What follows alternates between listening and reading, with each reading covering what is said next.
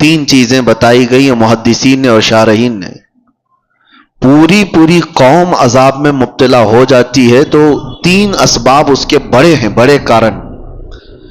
پہلا سبب مستدرک للحاکم حدیث پاک کہ اگر قوم کے اندر سود خوری بڑھ جائے. دوسرا کارن، دوسرا سبب اگر زنا پھیل جائے. تیسرا سبب زکوٰۃ سے لوگ دور بھاگنے لگ جائیں، زکوٰۃ کی ادائیگی میں کوتاہی کریں. تو فرمایا گیا یہ تین اسباب ایسے ہیں جس سے اللہ تعالیٰ کا اجتماعی عذاب قوم پر آتا ہے. اجتماعی عذاب کے وہ لوگ شکار ہو جاتے ہیں. یہ تین چیزیں جب جب کسی قوم میں پھیلتی ہیں تو پوری قوم عذاب میں مبتلا ہو جاتی ہے. آج ہم دیکھ رہے ہیں کہ اجتماعی طور پر لوگ اگرچہ پتھروں کا عذاب نہیں دیکھ رہے ہوں گے، آسمان سے آگ برسنے والا عذاب نہیں دیکھ رہے ہوں گے، زمین کے پھٹ جانے اور دھس جانے کا عذاب نہیں دیکھ رہے ہوں گے، لیکن ایک عذاب تو ہم دیکھ رہے ہیں کہ ہمارے اندر سے روحانیت غائب ہو چکی ہے. یہ عذاب تو ہے.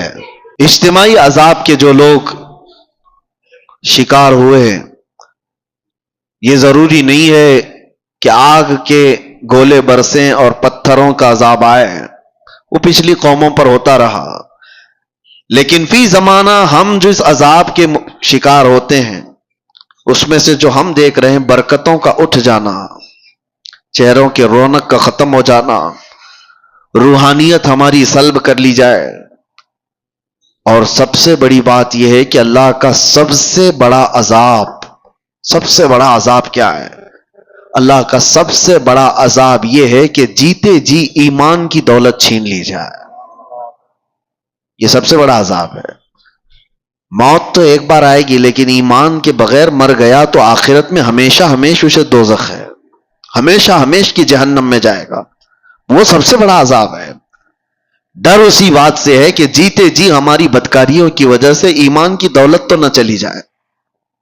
آج بے حیائیوں کا جو سیلاب آیا ہوا ہے، نظام درہم برہم ہو چکا ہے.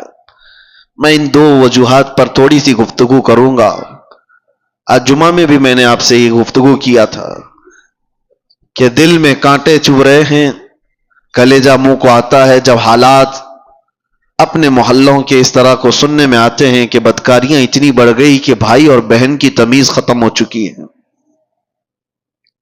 ایک باپ اپنی بیٹی سے مسلسل 12 سال تک زنا کرتا رہا. یہ حالات ہم سنتے آ رہے ہیں، تو کیا کلیجہ منہ کو نہیں آتا؟ یہ چیزیں پیدا کہاں سے ہوتی ہیں؟ انسان اس قدر درندگی کا شکار کب بنتا ہے، ایسا حیوان کب بنتا ہے؟ مین ریزن کیا ہے؟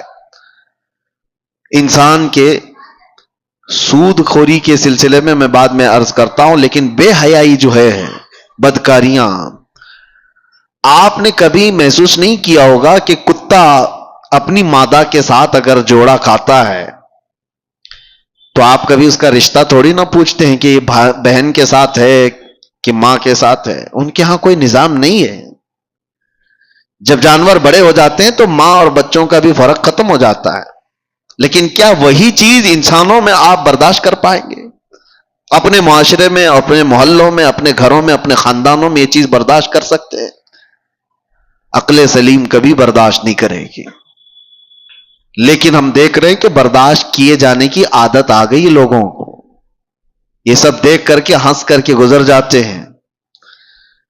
اب تو بڑے بڑے حادثات پر آپ صرف اور صرف ایک سٹیٹس دن بھر لگائیں گے، اس کے بعد ہو گیا. بڑے بڑے حادثات صرف اور صرف ایک دن کی نیوز بن کر کے ختم ہو جاتے ہیں. یہ انسان کی درندگی یہاں تک جو آتی ہے، اس کے کچھ اسباب تو ہمیں ڈھونڈنا چاہیے کہ کیوں اس طرح سے انسان بے حیا ہو گیا. سب سے پہلا ریزن ہے اس کے رزق کا، اس کے کھانے کا. گاڑی میں جیسا پیٹرول ڈالو گے ویسی ہی گاڑی چلے گی. ایک ٹنکی ہے چھت پر رکھی ہوئی ہے، اس پر جیسا پانی آپ فل کرو گے، نیچے جس ٹوٹی کو بھی کھولو گے پانی وہی آئے گا جو ٹنکی میں ہوگا. رزق حلال اگر جسم کے اندر جاتا ہے تو اس کے اعضاء سے حلال کام ہوں گے. حرام رزق کا آج اتنا دورہ ہو گیا ہے کہ لوگوں نے اب احتیاط کرنا بھی چھوڑ دیا. یہ جو زبان کا چسکا ہے نا، آج مسلمانوں سے میں گفتگو کر رہا ہوں، دوسروں کو مت دیکھیں آپ کون کیا کھا رہا ہے. یہ زبان کی شہوت تمہیں آزاد اتنا کر گئی ہے کہ تم ہر چیز کھانے پر تیار ہو گئے. پہلے کے دور میں لوگ بچتے تھے، نان ویج کھانا ہے، گوشت کھانا ہے، تو کتنی تحقیقیں ہوتی تھی کہ کہاں سے آیا، کس کا ہے، کون دیا ہے. آج کچھ بھی نہیں. ہمارے بچوں کے سامنے یہ تو مسئلے بھی نہیں رہ گئے. جو فاسٹ فوڈ کے ایسے عادی ہو گئے، ان کو راستہ چلتے ہوئے جو بھی شاورما ملا، پیزا ملا، برگر ملا، لے کے اس کو کھانا ہی ہے. تمہیں پتا ہے، میں جانتا ہوں کئی ایسے لوگوں کو جو کہتے بھی ہیں کہ ہم مردہ مرغیوں کو بیچتے ہیں. مری ہوئی مرغیاں 10 روپے کلو میں لا کر کے اس کا وہ بنا کر کے بیچتے بھی ہیں کئی ایسے لوگ. اگر دوسری قوموں کے ہاں ذبیحہ کا مسئلہ ہی نہیں ہے تو وہ جو کھائیں ہمیں اس سے فرق نہیں پڑتا، لیکن تمہارے لیے رزق کا بہت فرق پڑتا ہے. حرام رزق کا ایک لقمہ جب کسی کے پیٹ میں جاتا ہے تو میرے عزیزوں کئی دنوں تک اس کی کوئی عبادت آسمانوں تک نہیں جاتی، اس کی دعائیں قبول نہیں ہوتی. موسیٰ علیہ السلام ایک بار کوہ طور پر جا رہے تھے، ایک بندے کو اتنا روتے ہوئے دیکھا، ہاتھ لمبے کر کر کے. اس پر آپ کو ترس آ گیا. آپ کوہ طور پر جا کر اللہ سے اس کی سفارش کرتے ہیں کہ مولا اس کی دعائیں پہلے قبول کر لے. رب تعالیٰ فرماتا ہے موسیٰ وہ مانگتے مانگتے مر جائے، ہاتھ پھیلاتے پھیلاتے آسمانوں تک بھی لائے، تب بھی میں اس کی دعا نہیں قبول کروں گا. موسیٰ علیہ السلام ڈر گئے کہ ایسا کیا گناہ کیا اس نے. تو اللہ تعالیٰ فرماتا ہے کہ اس کے پیٹ میں حرام لقمہ ہے، اس کے جسم پر حرام لباس ہے. جب تک یہ ہوگا اس کا رونا گڑ گڑانا میں نہیں دیکھوں گا. آپ کیا سمجھتے ہیں یہ ہلکا ہے؟ یہ چیز کے کنٹرول ختم ہو گیا ہے، جس کی وجہ سے یہ بے حیائیاں عام ہو گئیں، بدکاریاں پھیل گئیں، لوگ آج تمیز بھول گئے. کئی ایسے نوجوانوں کو دیکھا ہے، ان کو کوئی خوف ہی نہیں رہ گیا، ڈر ہی نہیں رہ گیا. رزق کا بہت بڑا اثر ہے میرے عزیزوں. سب سے پہلے اس پر کنٹرول کرو، اپنے کھانے پینے پر حلال کی طرف توجہ کرو، ورنہ یہ حرام چیز کے متعلق میرے آقا صلی اللہ علیہ وسلم فرماتے ہیں جو پیٹ حرام لقمہ بھرتا ہے اس کے لیے سب سے زیادہ بہتر ہے کہ جہنم کی آگ ہی اس کے پیٹ میں بھری جائے گی. وہ زیادہ مناسب یہی ہے کہ وہ جہنم کی آگ اس کے پیٹ میں بھری جائے گی. لوگ آج بزنس میں بھی تجارت میں بھی یہ دیکھنا بھی چھوڑ دیے کہ پیسہ کہاں سے آ رہا ہے. لو دبا لو، ساری چیزیں دبا کر رکھو. کس کا مال کتنا ہڑپ لیا، کس کا حق دبا کر کے رکھ لیے، سب حرام ہے. رزق حرام کے ذریعے. صرف یہ نہیں ہے کہ آپ ذبیحہ دیکھ رہے ہیں، مسلمان نے ذبح کیا ہے وہی گوشت آنا چاہیے. ارے کسی کا دبا کر کے ایک درہم بھی رکھا ہے وہ حرام ہے. دھوکہ دے کر کے کمائی ہوئی چیزیں حرام ہے. امام اعظم ابو حنیفہ رحمۃ اللہ تعالی علیہ کپڑے کے بڑے تاجر تھے.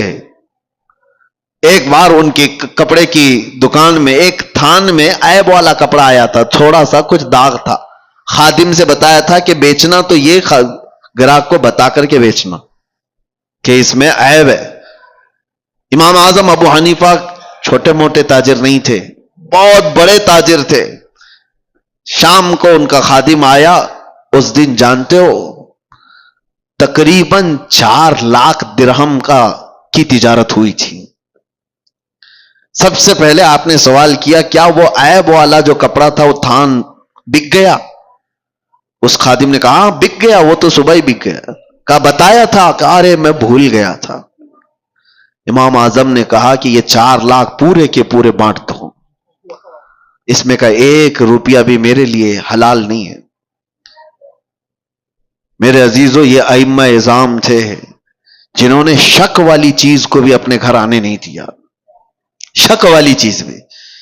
میں پڑھ رہا تھا اس سے قبل ایک بات، شاید آپ کے سامنے میں نے اس کو شیئر کیا ہے، بیان کیا ہے. بغداد کے ایک بہت بڑے عالم دین تھے، بڑے بڑے علماء کو پڑھایا کرتے تھے. ان کی مجلس لگی ہوئی تھی، بچے باہر کھیل رہے تھے. بچوں کی گیند اڑ کر کے یہ علماء کی محفل میں آ کر گر گئی. سب بچے ڈر گئے. ظاہر سی بات ہے بچوں میں جو ادب اور تمیز ہوتی ہے نا، اس کا بھی بہت بڑا اثر ہوتا ہے. بڑوں کی مجلس میں جانے سے بچے ڈر گئے. بڑے بڑے علماء بیٹھے ہوئے، کون گیند لے کر کے آئے گا؟ ایک بچہ اس میں کہتا ہے کہ میں لے کر کے آ جاتا ہوں. وہ بغیر خوف کیے ڈرے ہوئے سارے علماء کی گردنوں پر پھلانتے ہوئے ادھر ادھر پیر رکھتے ہوئے مجلس میں آیا اور بڑی بے حرمتی سے وہ گیند لے کر کے چلا گیا. وہ جو علماء کی مجلس تھی وہ چھوٹے عام لوگ نہیں تھے، وہ اولیاء وقت تھے. انہوں نے دیکھا اس بچے کو غور سے. وہ بچہ کوئی اور نہیں، جو استاد پڑھانے کے لیے بیٹھے ہوئے تھے ان کا ہی بیٹا تھا. جو سب سے بڑے عالم دین تھے ان کا بیٹا تھا. سب کی گردنیں جھک گئیں کہ اس بڑے گھر کا بچہ ایسی کیسی حرکت کر سکتا ہے. وہ جو بزرگ تھے وہ سر جھکا لیتے ہیں، کہتے ہیں اس کا قصور نہیں. بات در حقیقت یہ ہے کہ جب ہماری شادی ہوئی اور ہم گھر آئے تو ہم 3 دن سے فاقہ میں تھے. گھر میں کھانے کو کوئی چیز نہیں تھی. میں اور میری بیوی فاقہ کر رہے تھے. تیسرے دن ہمارے پڑوس سے ایک بھنے ہوئے گوشت کی تھالی آئی. بہت عمدہ غذا ہمارے پاس تحفے میں آئی.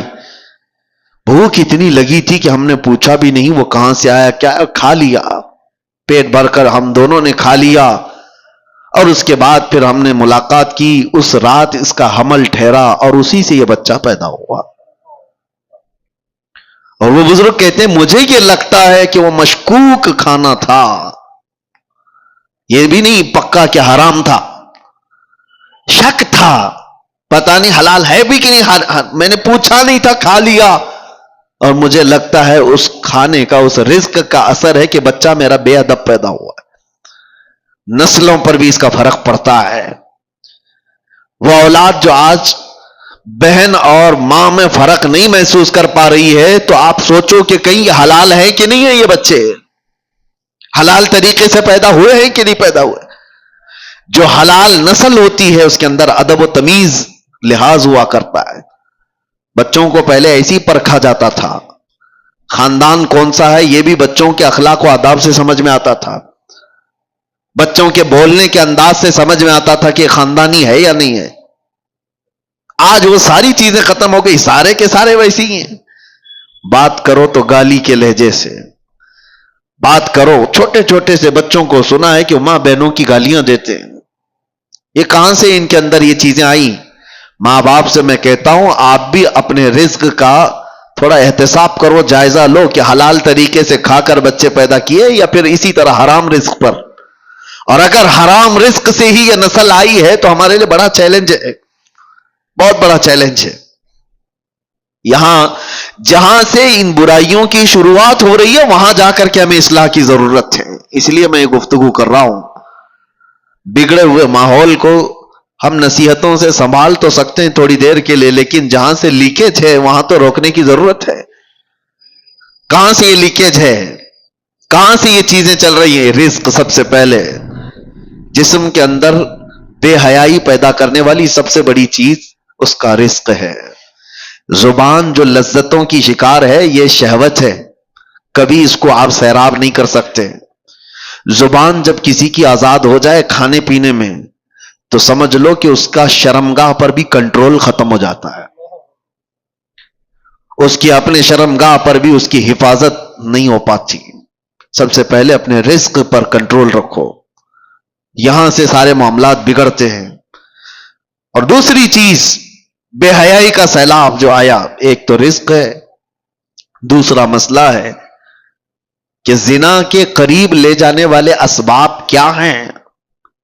بندہ جو ہے، ایک فطری سی بات ہے کہ ہر مرد کو عورت کی طرف کھچاؤ رکھا گیا ہے، پیدائشی ہے.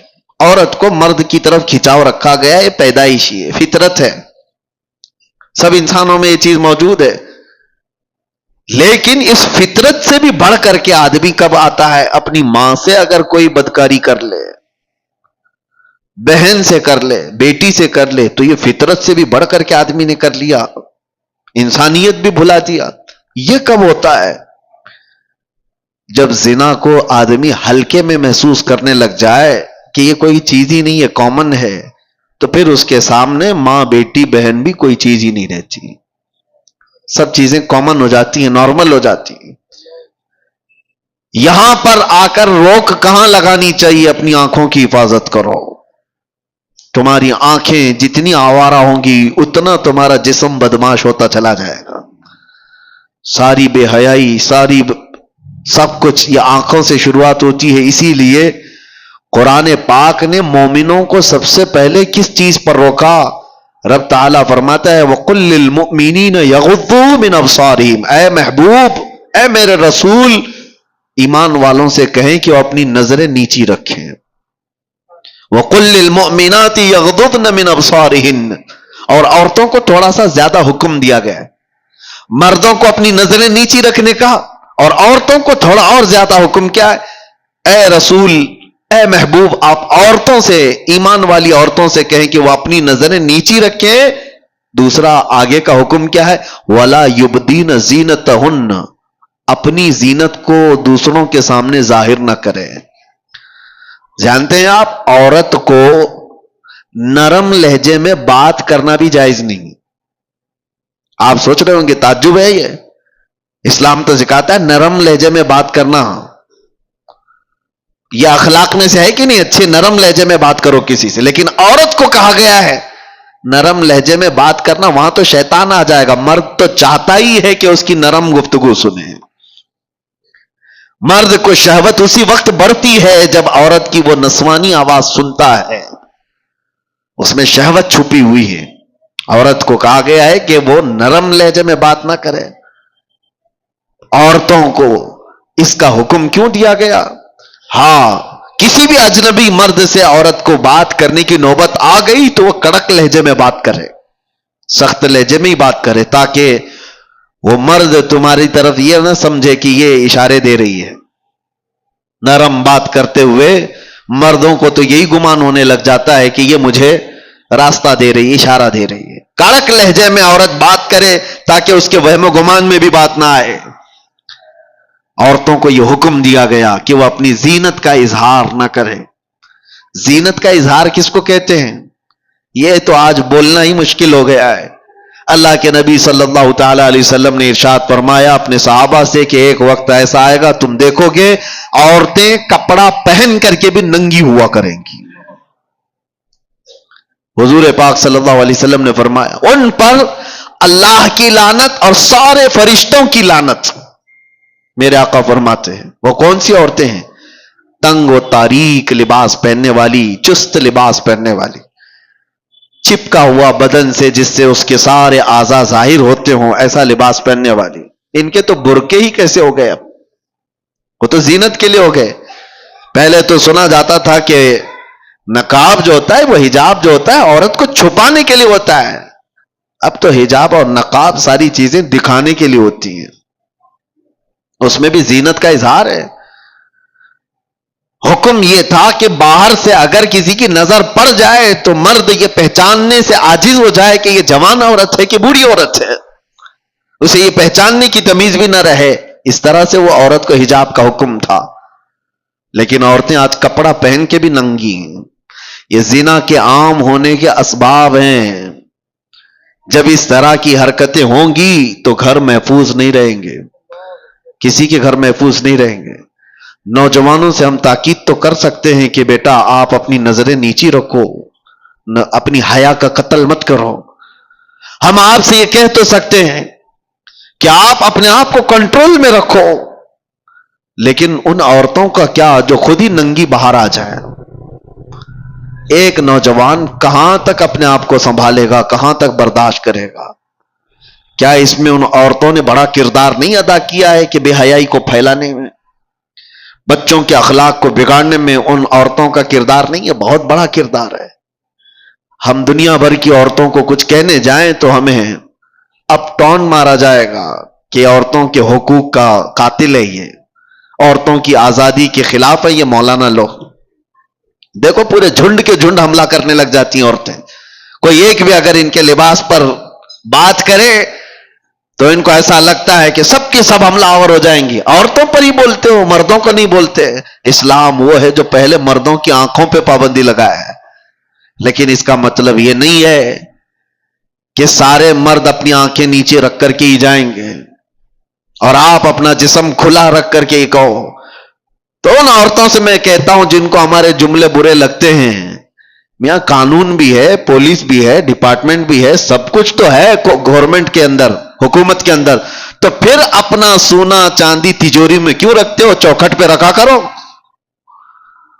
پولیس تو ہے نا، حفاظت کے لیے گورنمنٹ تو موجود ہے. لاؤ اپنی جیولری پوری باہر دروازے کے باہر رکھ کر کے آرام سے سو. آپ کو لگے گا نہیں پولیس تو ہے، 24 گھنٹے تھوڑی نا میرے مال کو دیکھ رہی. یہی ہم آپ سے کہنا چاہتے ہیں، نوجوان اپنی آنکھیں نیچی تو کر لیں گے لیکن 24 گھنٹے نہیں کر سکتے. تم اپنی حفاظت تو کرو، تم اپنے جسموں کی حفاظت کرو.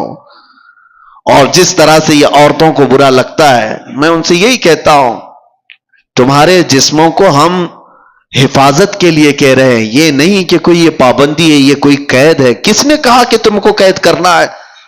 اگر عورتوں کو قید میں رکھنا ہوتا تو ہماری آدھی شریعت ام المومنین عائشہ صدیقہ سے نہیں چل رہی ہوتی. سیدتنا عائشہ صدیقہ رضی اللہ تعالیٰ عنہا کے بیان کردہ حدیثوں سے آدھی شریعت ہے ہماری. آپ کو کیا لگتا ہے عورتوں کو قید کیا گیا ہے؟ عورتوں کو قید نہیں، عورتوں کو ان کے مقام پر رکھا جا رہا ہے جس کی وہ حقدار ہیں. کبھی آپ یہ سوال کرتے ہیں کہ خانہ کعبہ پر غلاف کیوں چڑھایا جاتا ہے؟ اس لیے کہ وہ مقدس ہے. قرآن پہ غلاف کیوں رکھا جاتا ہے؟ فرق کرنا ہے کہ وہ مقدس ہے. یہ تمام چیزیں کیوں رکھی جاتی ہیں؟ کہ ان کا تقدس برقرار رکھے. عورتوں کو اسی لیے پورے لباس کی بات ہم کرتے ہیں کہ ان کا تقدس برقرار رہے. ننگی رہے تو ہر ایرا غیرہ نتھو کھیرا دیکھتا تو رہے گا ہی. لوگوں کی شہوت پر کسی کا کنٹرول تھوڑی نہ ہے. کتنوں کی آنکھوں کو ہم بچائیں گے؟ یہ بے حیائی کا جو دورہ ہے اس میں یہ سارے اسباب ہیں. برا رزق جب جسم میں جاتا ہے تب اس کا زنا کی طرف میلان زیادہ ہوتا ہے. حرام رزق جسم میں آتا ہے تو بے حیائی کی طرف بڑھتا ہے. اور دوسرا کارن، عورتیں اور مرد جب اپنے لباس کے ساتھ ناانصافی کرتے ہیں تو پھر یہ بے حیائیوں کا دورہ ہے. شیطان یہ چاہتا ہی ہے کہ تمہارا لباس نکال دیا جائے، تمہیں ننگا کر دیا جائے. وہ یورپ ہے جس نے جانور اور مردوں کے، انسانوں کے فرق کو مٹا دیا ہے. میں اکثر ایک جملہ جو کہتا ہوں، ننگا رہنا اگر فیشن ہے تو بھینس زیادہ فیشنیبل ہے، جانور زیادہ فیشنیبل ہے، وہ تو کچھ بھی نہیں پہنتے. ننگا رہنا کوئی فیشن ہے؟ انسانیت کیا ہے؟ ہم کوئی جنگلی زندگی گزار رہے ہیں کیا؟ ہمیں کپڑے میسر نہیں ہیں؟ اس کو یہ شیطانی تمام جماعتوں نے مل کر کے شہوتوں کو عام کرنے کے لیے ننگا کیا ہے.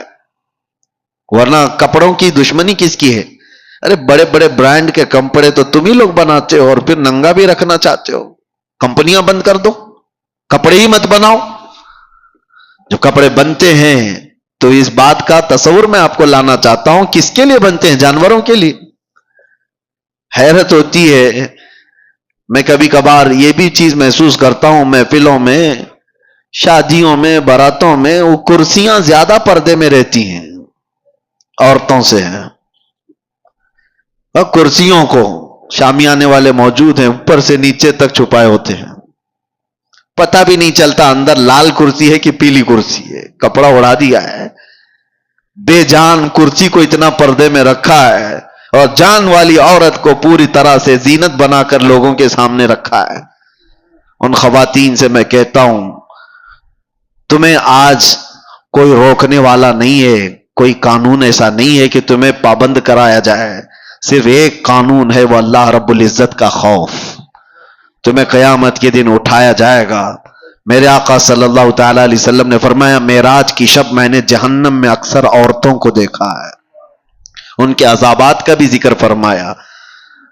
ان میں سے ایک عذاب کا ذکر میرے آقا نے فرمایا کہ عورتوں کو بالوں سے باندھ کر کے سزا دی جا رہی تھی اور ان کے بالوں میں پیپ اور خون بھرا ہوا تھا اور فرشتے ان کو دردناک اذیتیں دے رہے تھے، عذاب میں مبتلا کر رکھے ہوئے تھے. پوچھا گیا کون سی عورتیں؟ کہا گیا کہ یہ اپنی زینت کا اظہار عوام کے سامنے کرتی تھی، یہ بے حیا باہر آیا کرتی تھی.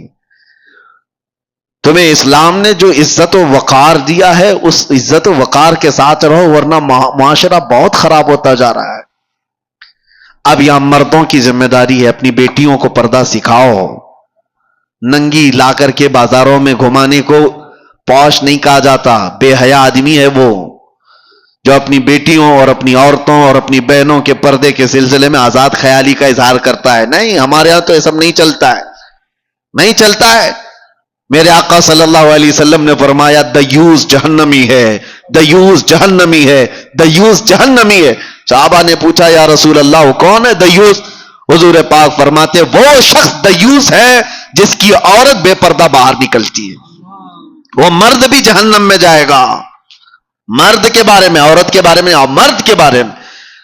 اور ایک بات میں آپ کو بتاؤں، مرد اپنی غیرت اور اپنی مردانگی کیسے اس کی پہچانی جاتی ہے؟ عرب والوں سے آج بھی پوچھو، عرب میں آج بھی جا کر کے پوچھو، آج بھی ان کے حالات اگرچہ بگڑے ہوئے ہوں، لیکن سگی بھابھی کو بھی کوئی دیور نہیں دیکھ سکتا وہاں۔ کئی ایسے میں گھر جانتا ہوں، کیونکہ ان کی غیرت ہے، اس کو مردانگی سمجھتے ہیں، اپنی عورت کی حفاظت کرنا۔ یہ بے غیرت بے حیا لوگ ہیں جو اپنی عورتوں کا اظہار کرنے کے لیے باہر لے آتے ہیں، شک ہوتا ہے تم پورے ہو بھی کہ نہیں ہو، عورتوں کا اظہار کرانے کے لیے۔ اور اب تو فیشن بنا ہوا ہے، ایک خوبصورت عورت کسی کی آ گئی تو وہ دوستوں میں لا کر کے اس کو ملوا رہا ہے، اس کو دکھوا رہا ہے، دیکھو تمہاری بھابھی کیسی ہے۔ معاذ اللہ رب العالمین، تم زنا کے دروازے کھول رہے ہو، تم بے حیائی کی دروازے کھول رہے ہو۔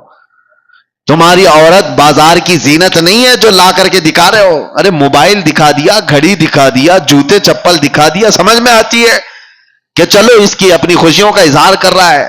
اپنی بیوی کو دکھاؤ گے دوسروں کے پاس، اور امید کیا رکھتے ہو سامنے والے سے؟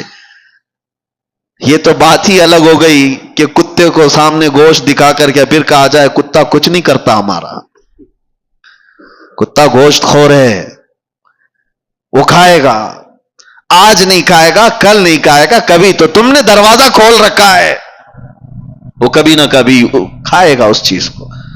اسی لیے میرے عزیزوں، ایک بزرگ نے اپنے مرید سے کہا تھا، یہی لڑکیوں کے پردے اور حجاب کے بارے میں بات آئی تو انہوں نے کہا تھا بیٹا گوشت خرید کر کے لانا، 2 کلو گوشت ایک کھلے برتن میں سر پر رکھ کر کے لانا، کپڑا مت ڈھانکنا۔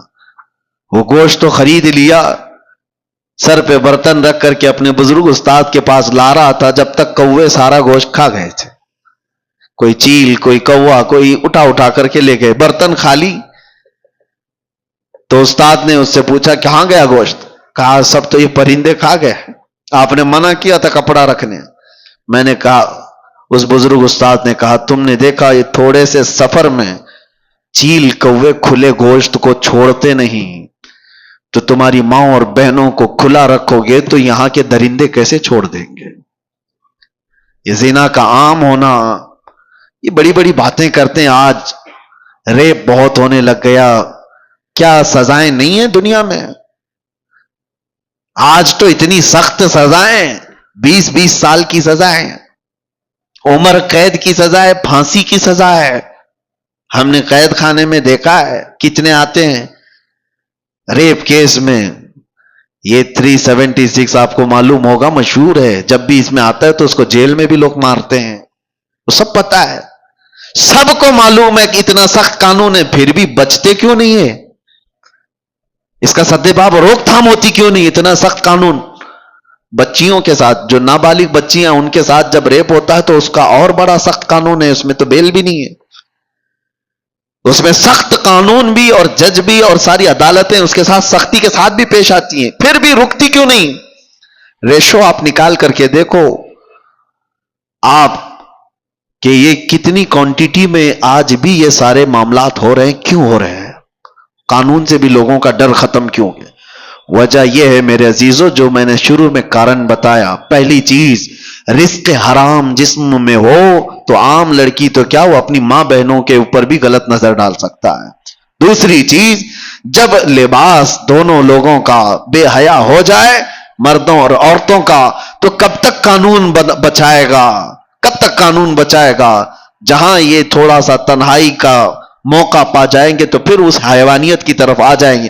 اسی لیے قرآن نے جہاں روک تھام کی ہے وہیں سے رک جاؤ, وہیں سے رک جاؤ. اسلام نے شروع جہاں سے ہوتا ہے, لیکیج جہاں سے ہوتا ہے, وہاں پر روک لگائی. اپنی آنکھوں کی حفاظت کرو, اپنی آنکھوں کی حفاظت کرو, اپنے لباس کو سلیقے والا رکھو.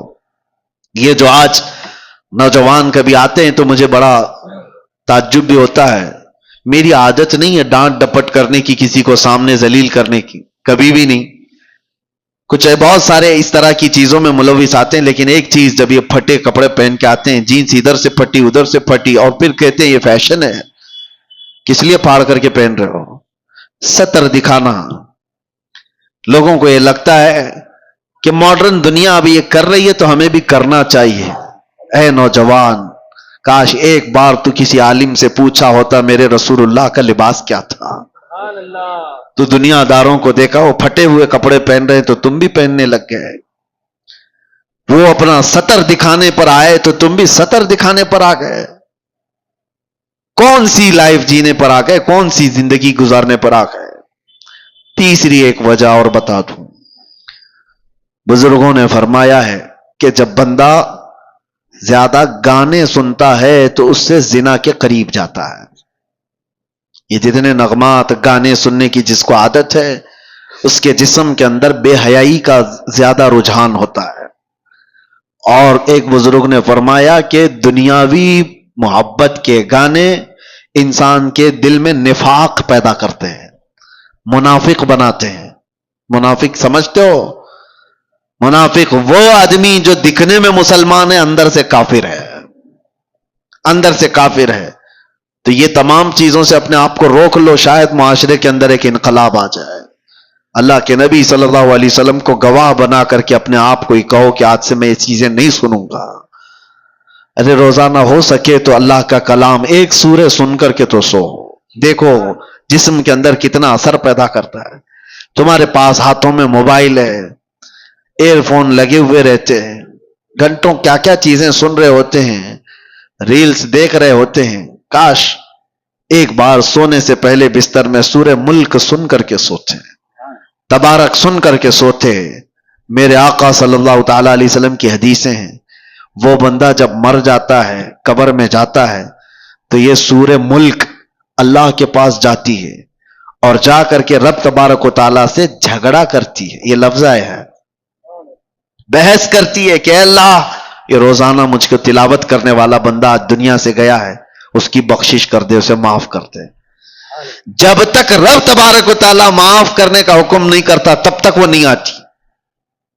اللہ تبارک و تعالیٰ سے اس چیز کا مباحثہ کر رہی ہے, اس کے بعد پھر رب تبارک و تعالیٰ فرماتا ہے جا تیری سفارش پر میں اسے معاف کر دیا. تو حضور فرماتے ہیں سورہ ملک جنت میں جاتی ہے اللہ کا حکم پا کر کہ اللہ مجھے اجازت دے جنت میں جانے. جنت میں جا کر کے وہاں سے تکیہ بچھونا اور لے کر کے آتی ہے خوشبوئیں, اور قبر میں آتی ہے اور آ کر کے اس میت سے کہتی ہے تجھے تھوڑی دیر ہو گئی, میں جنت سے یہ سارا سامان لے کر کے آ گئی. کون ہے ہمارا رفیق, کون ہے ہمارا دوست جو قبر میں جانے کے بعد, یہ وہ بے حیائیوں کے گانے جن کو گانے کے بعد آدمی کافر بھی ہو جاتا ہے اور زنا کی طرف چلا جاتا ہے. کیا کر لو گے؟ یہ ساری چیزیں سن کر کے ہوتا کیا ہے, سوائے دماغ میں ٹینشن کے اور کچھ نہیں بھرتا. اور جب دنیا کی فکریں زیادہ ستائیں تو لوگ سمجھتے ہیں ایک کوئی گانا سن لیں, کوئی ایسا نغمہ سن لیں, سیڈ پوزیشن پہ آئے ہوئے ہیں, تمہارا سیڈ بڑھتا چلا جائے گا, غم بڑھتا چلا جائے گا. ایک علاج بتاتا ہوں, بہت زیادہ ٹینشن اور بہت زیادہ ڈپریشن کے شکار ہو جاؤ تو میرے مصطفیٰ کو یاد کرو, پھر تنہائی میں بیٹھ کر حضور پاک کی شان میں کوئی اچھی نعت سن لو, پھر اس کے بعد دیکھنا کہ تمہارے قلب کا علاج ہوتا ہے کہ نہیں ہوتا, تمہارے دل کو سکون و اطمینان آتا ہے یا نہیں. میں نے محسوس کیا ہے میرے عزیزوں, آنکھیں برس پڑتی ہیں حضور کو یاد کر کے.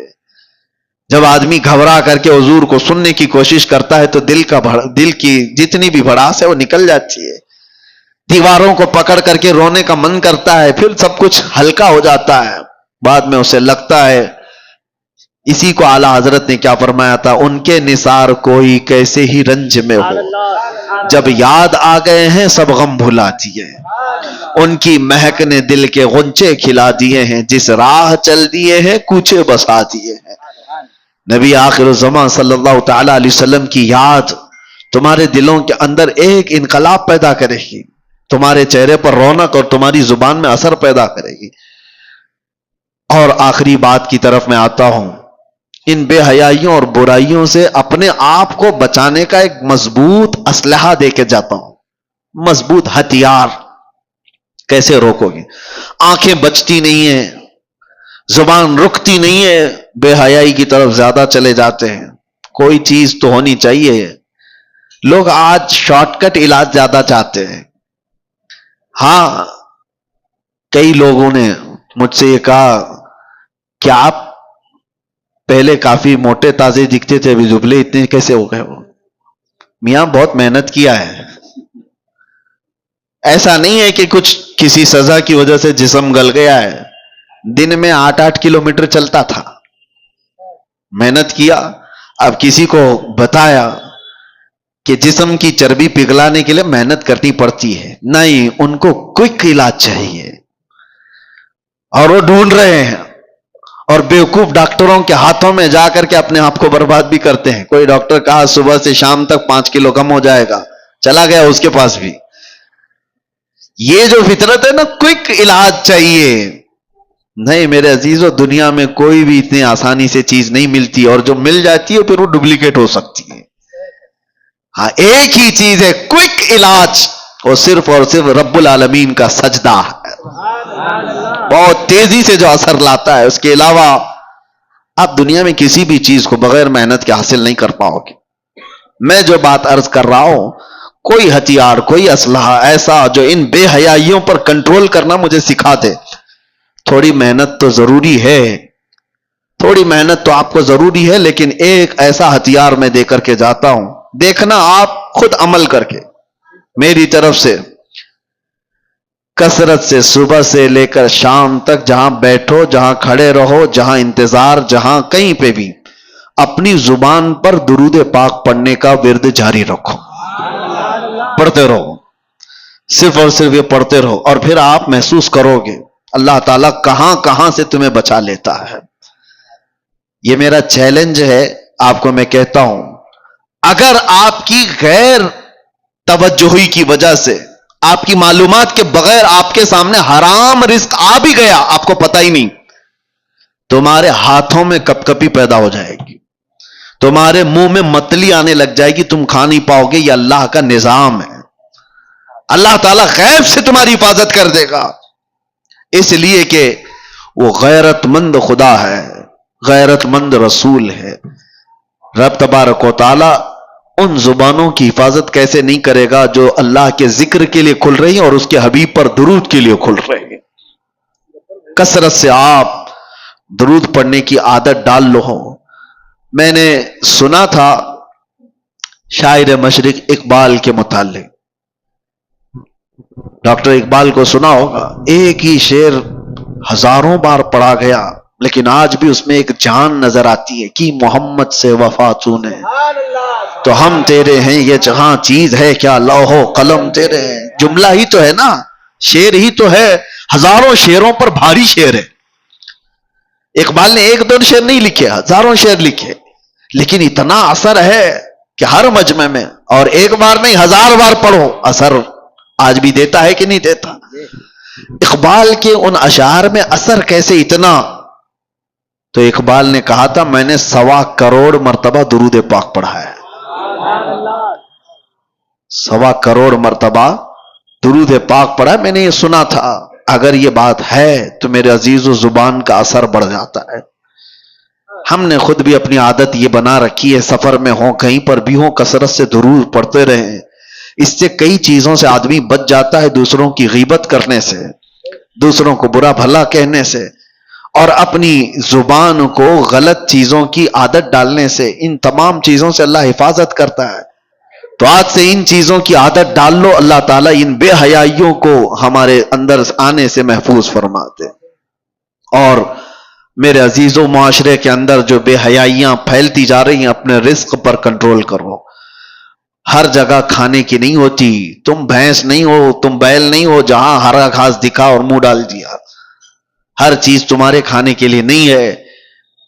اپنے اندر حلال اور حرام کی تمیز ہمیشہ رکھو. ایک لقمہ بھی اگر جاتا ہے تو تمہاری نسلوں پر بھی اثر کرتا ہے، نسلوں پر بھی اور تمہارے اعمال پر بھی.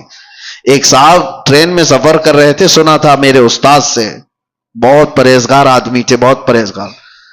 سفر کرنے کے وقت ظاہر سی بات ہے بہت سارے لوگوں سے ملاقات ہو جاتی. ایک بڑا مالدار آدمی بھی اس پہ سفر کر رہا تھا. اتفاق سے ایسا ہوا کہ وہ اتر گیا اور وہ اپنا سوٹکیس چھوڑ گیا، اس کو یاد ہی نہیں تھا. تو یہ جو بہت ہی پرہیزگار عالم تھے، انہوں نے دیکھا کہ یہ صاحب جو مجھ سے صبح سے ملے ہوئے تھے ان کا سوٹکیس چھوٹ گیا. اٹھایا تو دیکھا وہ کھلا ہی تھا. بے شمار اس کے اندر مال و دولت، پیسوں کی گڈیاں بھری ہوئی تھی اور جویلری بہت ساری تھی. دیکھا اتنے کی 7 نسلیں کھا سکتی ہیں. اور بیچارہ ایک مولوی غریب آدمی جس کی تنخواہ آج کیا ہوا کرتی، اس زمانے کی بات کر رہا ہوں، 100 سال پہلے کی، یا تقریباً 50 سے 100 سال کے عرصے کے بیچ میں. دل میں برا نہیں آیا، کہا کہ نہیں، اس کو ڈھونڈ کر کے اس کے مالک تک پہنچا دوں گا. ایک امانت داری تھی. وہ صاحب علم شخص کہتے ہیں کہ انہوں نے ڈھونڈنا شروع کیا سٹکیس سے یا کسی طرح سے پتہ لگایا تو ایک شہر کا رہنے والا تھا. 2 یا 3 دن لگ گئے اس بندے کو ڈھونڈنے کے لیے. اور یہ صاحب گئے اس کے گھر پر، وہ شخص باہر آیا تو دیکھا، پہچان لیا. اس نے کہا کہ آپ ٹرین والے مسافر ہو؟ کہا ہاں میں وہی مسافر ہوں. کہا کیسے آنا ہوا؟ کہا آپ کا سوٹکیس چھوٹ گیا. وہ فوراً گلے لگ گیا. کہا اس میں تو کتنی بڑی جمع پونجی تھی میری، 1-2 نہیں، تقریباً اس میں لاکھوں کی مالیت کی چیزیں موجود تھی. لیا اور کہا آپ جیسا فرشتہ صفت انسان میں نے نہیں دیکھا آج کے دور میں، اتنے فتنوں کے دور میں. مال ملا ہے لے کر کے چلا جاتا، نہ میں تم کو کچھ کہہ سکتا تھا، معلوم بھی نہیں تھا. اس نے کہا نہیں، میرا دین یہ نہیں سکھا تھا، میرا دین یہ نہیں سکھا تھا. امانت داری ہے. اللہ کے نبی صلی اللہ تعالی علیہ وسلم کی محبت میں اس شخص نے دے تو دیا. اس کے بعد وہ جو مالدار آدمی تھا اس نے کہا میں سارے لوگوں کو بلا کر تمہارا تعارف کراؤں گا، آپ مہمان بن جاؤ. میرے گھر پہ مہمان بنایا، بہت خاطر تواضع کیا، بہت عزت. گھر میں دعوت عام تھی، لوگ آئے، سب کے سامنے اس سیٹھ نے، اس مالدار آدمی نے اس مولوی کی بڑی تعریفیں کی. ایسا شخص میں نے نہیں دیکھا. ایک دن رکایا، دوسرا دن آیا، تیسرے دن وہ جانے والے تھے. کہا کہ اب مجھے جانے دو. اس نے کہا کہ ٹھیک ہے. تو جس کمرے میں ان کو رکایا گیا تو غسل خانہ بھی تھا. یہ بیچارے مولوی صاحب گئے غسل خانے میں. اس سیٹھ کی جو عورت تھی وہ ابھی نہا کے گئی ہوئی تھی. اس کا ہار سونے کا وہاں لٹک رہا تھا. یہ نہائے اور وہ ہار اٹھا کر جیب میں رکھ لیا، چوری کر لیا. تعجب ہو رہا ہے کہ نہیں ہو رہا ہے؟ ایک چھوٹا سا ہار تھا، بہت بڑا بھی نہیں تھا. اس کو رکھ لیا، دبا لیا. کہا یہ لے کے جاؤں گا اس کے گھر سے. اور پھر وہاں سے نکلنے کا وقت آیا تو اتفاق سے اس سیٹھ کی عورت جو ہے اس کو یاد آیا غسل خانے میں میں اپنا ہار چھوڑ کر کے آئی. آ کر دیکھتی ہے تو ہے ہی نہیں ہار. تلاش ادھر ادھر. وہ گھبرائی، کہا کہ میرا بہت قیمتی ہار ہے، میری ماں کا دیا ہوا، کہاں چلا گیا؟ اور میرے بعد یہ مولوی صاحب ہی گئے تھے نہانے کے لیے، اور کون گیا ہے؟ وہ اپنے شوہر سے آ کر کہتی ہے میرا ہار چوری ہو گیا. اور پتہ نہیں وہ مولوی صاحب ہی گئے تھے. تو اس نے غصے میں اتنا ڈانٹا اور کہا جو اتنا بڑا سوٹکیس ہمارا لا کر کے دیا ہے اس پر تو شک کر رہی ہے؟ کیسے پاسبل ہے؟ ممکن نہیں ہے. اس نے رونا دھونا شروع کیا. اس کے بعد کہا کہ ٹھیک ہے. سب جگہ تلاشی لی گئی. اخیر میں وہ جب صاحب جانے والے تھے تو پھر اس سیٹھ نے کہا اپنے خادم سے دیکھو ذرا ان کی بھی تلاشی لے لو، سب کی لے لے. ان کی تلاشی لیے تو ان کے پاس وہ ہار مل گیا. یہ سیٹھ کا تعجب کا اور بڑا مسئلہ. کہا کہ آدمی ہی نہیں سمجھ میں آیا، رکھنا تھا تو میرا سوٹ کیس ہی رکھ لیتا، پورا مال رکھ لیتا.